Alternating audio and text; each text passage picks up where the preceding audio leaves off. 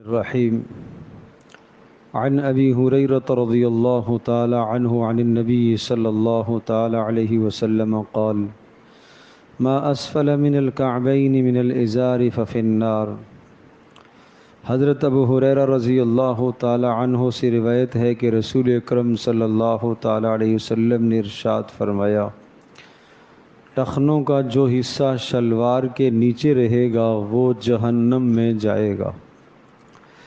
ایک روایت میں ارشاد فرمایا کہ مومن کی ازار اور تہبند یا شلوار وہ نصف پنڈلی تک ہونی چاہیے، اور اگر نصف پنڈلی تک نہ کر سکے تو تھوڑا سا نیچے کر لے، اور وما تحت الکعبین من الازار ففی النار، اور ٹخنوں سے نیچے اگر شلوار ڈھلک جائے تو وہ نیچے کا حصہ پھر جہنم میں جائے گا۔ تو جہنم میں وہ نیچے کا حصہ جائے گا، معنی یہ کہ اس کے سبب آدمی جہنم میں جائے گا، یعنی مرد کے ٹخنے اگر چھپے ہوئے ہوں تو وہ شخص اس سبب سے جہنم میں جائے گا۔ اسی طرح سے ایک اور روایت ہے کہ تقریباً 16 احادیث ہیں یہاں پر جو اس موضوع پر ہیں کہ مرد کے لیے ٹخنے ڈھانپنا بہت بڑا گناہ ہے۔ ایک روایت میں ارشاد فرمایا، من جر ازارہ بطرا لم ینظر اللہ الیہ یوم القیامہ، جس نے اپنے ازار کو شلوار کو نیچے تکبر کی وجہ سے لٹکایا، قیامت کے دن اللہ اس کی طرف نظر رحمت سے بھی نہیں دیکھے گا۔ اسی طرح سے ایک روایت میں ارشاد فرمایا کہ 3 قسم کے لوگ ایسے ہیں کہ قیامت کے دن اللہ تبارک تعالیٰ نہ ان سے بات کرے گا اور نہ ان کی طرف رحمت سے دیکھے گا اور نہ ان کو گناہ سے پاک کرے گا، ان کے لیے دردناک عذاب ہوگا۔ 3 مرتبہ رسول اللہ صلی اللہ علیہ وسلم نے یہ جملہ ارشاد فرمایا۔ حضرت ابو ذر نے کہا، اللہ کے رسول، خابوا و خسروا، یہ کون ہیں تباہ ہو گئے 3 قسم کے لوگ جن کے بارے میں آپ نے یہ ارشاد فرمایا، یہ کون ہیں؟ آپ نے فرمایا، المسبل، شلوار کو نیچے لٹکانے والا، نمبر 2 والمنان، احسان کر کے جتلانے والا، نمبر 3 والمنفق سلعتہ بالحلف الکاذب، جھوٹی قسم کھا کر اپنے سامان کو بیچنے والا، تجارت کے دوران جھوٹی قسم کھانے والا۔ حضرت ابن عمر رضی اللہ تعالی عنہ ارشاد فرماتے ہیں، من جر شیئا خیلاء لم ینظر اللہ الیہ یوم القیامہ، جس نے ذرہ سا بھی کپڑا نیچے لٹکایا تو وہ بھی اللہ پاک رحمت کی نگاہ سے اس کو نہیں دیکھے گا۔ حضرت عمر رضی اللہ تعالی عنہ نے ایک مرتبہ ایک شخص کو دیکھا، اس نے نئے کپڑے بنوائے تھے، اور جب نئے کپڑے آدمی بنواتا ہے تو اس میں کوئی دھاگے لٹکتے رہ جاتے ہیں۔ نئے کپڑے تھے تو شلوار تو ٹخنوں سے اوپر تھی، البتہ کچھ دھاگے 2-4 نیچے لٹک رہے تھے ٹخنوں کے اوپر۔ حضرت عمر رضی اللہ تعالی نے قینچی منگوائی اور وہ نیچے سے دھاگے کاٹے۔ یہ بھی ٹھیک نہیں، یہ بھی ٹھیک نہیں ہے۔ ایک دھاگا بھی برداشت نہیں کیا تو جس کا ہمیشہ ٹخنا چھپا ہوا ہوتا ہے، جس مرد کا پینٹ سے جو نیچے لے جاتے ہیں، پاؤں کے نیچے روندی جاتی ہے، کتنا بڑا ظلم ہے۔ رسول اللہ صلی اللہ علیہ وسلم کو یہ عادت بہت ناپسند تھی، بہت بری تھی۔ پیارے نبی صلی اللہ علیہ وسلم کے ساتھ محبت اور عقیدت کا تقاضا یہ ہے کہ رسول اللہ صلی اللہ علیہ وسلم کی بات کو مانا جائے، آپ علیہ السلام کی بات کو دل و جان سے قبول کیا جائے۔ اور اسی طرح سے حضرت ابو ہریرہ رضی اللہ تعالیٰ عنہ ارشاد فرماتے ہیں کہ ایک شخص جو ہے وہ نماز پڑھ رہا تھا اور اس کے ٹخنے ڈھپے ہوئے تھے۔ آپ علیہ السلام نے فرمایا، جاؤ جا کے دوبارہ وضو کرو۔ وہ گیا، وضو کیا، واپس آیا، پھر آپ نے فرمایا جاؤ پھر وضو کرو۔ ایک آدمی نے کہا، اللہ کے رسول، آپ اس کو کیوں وضو کا حکم دیتے ہیں؟ رسول اللہ صلی اللہ تعالیٰ علیہ وسلم کچھ دیر تو خاموش ہوئے، پھر آپ نے ارشاد فرمایا، اس لیے کہ اس نے اپنی شلوار کو ٹخنوں سے نیچے کیا ہوا ہے، اور اللہ تبارک تعالیٰ شلوار جس کی ٹخنوں سے نیچے ہو اس کی دعا کو، اس کی نماز کو اللہ قبول نہیں کرتا، اس لیے میں نے ایسا کیا ہے۔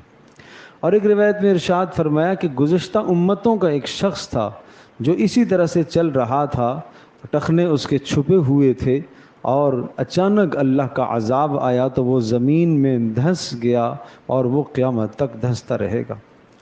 ایک روایت میں ارشاد فرمایا کہ حضرت جبریل آئے اور انہوں نے یہ بتایا کہ یہ شعبان کی نصف رات ہے، 15 شعبان، جس کو شب بارات کہتے ہیں، اور اس رات میں اللہ پاک جہنم سے بے شمار لوگوں کو آزاد کرتا ہے، لیکن مشرک کو اللہ آزاد نہیں کرے گا، جس کے دل میں کینہ ہو اس کو آزاد نہیں کرے گا، اور جو قطع تعلق رکھنے والا ہو اس کو بھی آزاد نہیں کرے گا، ماں باپ کا نافرمان اس کو بھی آزاد نہیں کرے گا، اور اسی طرح سے شراب کا عادی اس کو بھی آزاد نہیں کرے گا، اور شلوار ٹخنوں سے نیچے لٹکانے والا اسے بھی اللہ جہنم سے آزاد نہیں کرے گا۔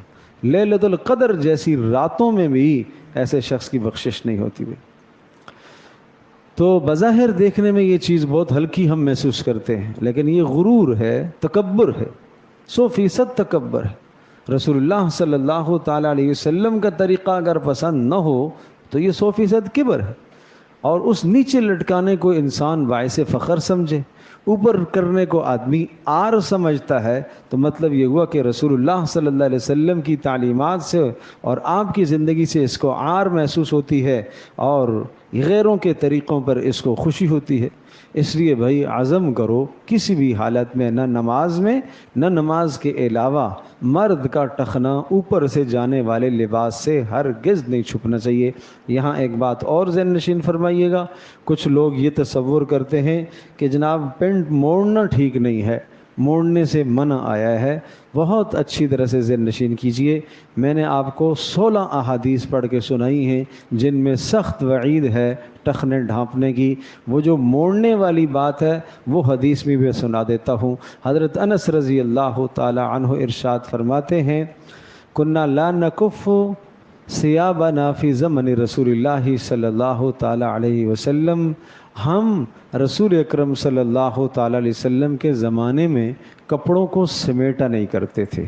یہ کیا کہہ رہے ہیں؟ سمیٹا نہیں کرتے تھے۔ ہوتا یہ تھا نیچے فرش کچے تھے، کچی زمین ہوتی تھی، تو کچھ لوگ جب زمین میں سجدہ کرنے کے لیے نیچے ہوتے تھے تو اپنے کپڑے تاکہ مٹی نہ لگے اور خراب نہ ہو سمیٹ لیتے تھے، اور رسول اللہ صلی اللہ علیہ وسلم نے اس طرح سے کپڑوں کو سمیٹنے سے منع فرمایا۔ سجدے میں جا رہا ہے تو شلوار کھینچ کے اوپر کر رہا ہے، آستینیں اوپر کر رہا ہے کہ نیچے سے مٹی نہ لگ جائے، تو اس سے رسول اللہ نے روکا کہ یہ کپڑا نہ موڑا کرو، اس طرح سے نہ موڑا کرو۔